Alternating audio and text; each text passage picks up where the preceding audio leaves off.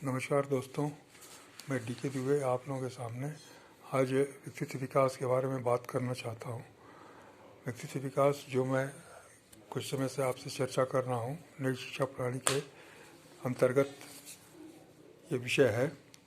और आज मैं व्यक्तित्व विकास के क्षेत्र के बारे में बात करूँगा कि किन क्षेत्रों में व्यक्तित्व विकास आवश्यक है।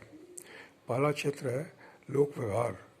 लोक व्यवहार एक ऐसा विषय है जो हम लोग बहुत साधारण समझते हैं और इसे बहुत ज़्यादा महत्व नहीं देते, लेकिन ये बहुत ही आवश्यक है। लोक व्यवहार की शिक्षा, लोक व्यवहार की ट्रेनिंग हमको मिलनी चाहिए और इसके कारण हम बहुत दिक्कतों में होते हैं, क्योंकि लोक व्यवहार जो है लोगों के साथ व्यवहार करने की कला है।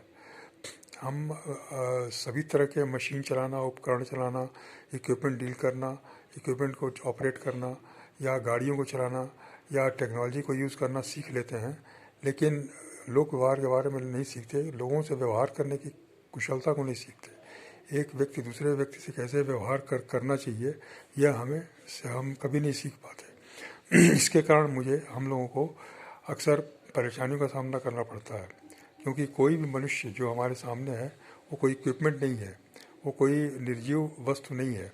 वो भी हमारी तरह जीवित है, कॉन्शियस है, होशियार है और जागरूक है और बुद्धिमान है। इसलिए हमारे हिसाब से वो नहीं चलेगा, बल्कि हमें उसके हिसाब से व्यवहार करना सीखना पड़ेगा। तो ये लोक व्यवहार की कला जो है ये बहुत आवश्यक है, जो हमें सीखना चाहिए। इसको सीख लेने से हमें दो चीज़ों की प्राप्ति होती है। एक तो रिश्तों की मजबूती मिलती है, अच्छे रिश्ते होते हैं आपस में, और दूसरे कि हमें एक सम्मान मिलता है, हमें एक सम्मानपूर्ण ज़िंदगी मिलती है। हम दूसरों का सम्मान करते हैं और दूसरे हमारा सम्मान करते हैं।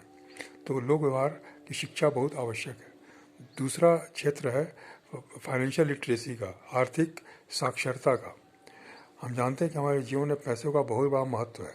हम पैसों को ही या तो बहुत अच्छा समझते हैं या बहुत बुरा समझते हैं, लेकिन पैसों के बिना हमारा काम नहीं चलता है। क्योंकि ऐसा कहा जाता है कि दुनिया में कोई भी खरीदी जाने वाली वस्तु बिना पैसे के नहीं खरीदी जा सकती। और दूसरी कहावत यह है कि हम पैसे के बारे में बहुत बात करते हैं, लेकिन पैसे के बारे में हमारे मन में बहुत सी गलतफहमियां हैं, बहुत सी भ्रांतियां हैं। तो इसको दूर करने के लिए हमें आर्थिक साक्षरता लेनी बहुत ज़रूरी है, आर्थिक शिक्षा लेनी बहुत ज़रूरी है। हमारी शिक्षा प्रणाली में इन सब चीज़ों का बहुत अभाव है। पैसे के बारे में हमें यही पता है कि हम अच्छी डिग्री लेकर के, अच्छी क्वालिफिकेशन लेकर के हम एक अच्छी नौकरी करेंगे, अच्छी तनख्वाह मिलेगी और उसे हम खर्च करेंगे। लेकिन यह आर्थिक शिक्षा इतनी ही नहीं है। आर्थिक शिक्षा इससे बहुत ज़्यादा है, बहुत आगे की चीज़ है कि हम पैसों को कैसे इस्तेमाल करें। हम जो भी हमको पैसे मिल रहे हैं उसका कैसे हम सही ढंग से इस्तेमाल करें, इसके बारे में हमें सही जानकारी चाहिए। पुराने ज़माने में जो कृषि युग था उस समय लोग ज़्यादा जागृत थे और वो लोग ज़्यादा पैसे का सही उपयोग करते थे, इसलिए उन्हें पैसे की कभी कमी नहीं होती थी। लेकिन आज हमें जितना भी हम पैसा अर्जित करते हैं उतना ही हम पैसे की कमी में रहते हैं।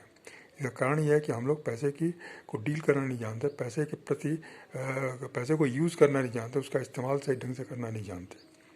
तीसरा महत्वपूर्ण क्षेत्र है जीवन का, व्यक्तित्व विकास का, वो है स्वास्थ्य का, हेल्थ लिटरेसी। स्वास्थ्य की साक्षरता होनी चाहिए, स्वास्थ्य की समझ होनी चाहिए, हमें कैसे स्वस्थ रहना है।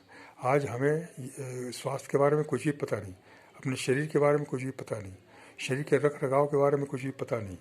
हम सिर्फ डॉक्टर और दवा और हॉस्पिटल पर निर्भर करते हैं। हम यह मान के चलते हैं कि जब भी हमारी सेहत में कुछ गड़बड़ी होगी, कुछ खराबी होगी तो हम डॉक्टर के पास चले जाएंगे, डॉक्टर दवा देगा और उससे हम ठीक हो जाएंगे, या फिर आजीवन दवा खाते रहेंगे। यह सोच गलत है। शरीर हमारा है और शरीर की जिम्मेदारी हमारी है, शरीर के रख रखाव करने की जिम्मेदारी हमारी है। जैसे कि हम किसी गाड़ी का रख रखाव करते हैं, अपने घर का रख रखाव करते हैं, वैसे ही हमारे शरीर की रख रखाव हमें करना चाहिए और इसके लिए हमें शिक्षा लेनी चाहिए।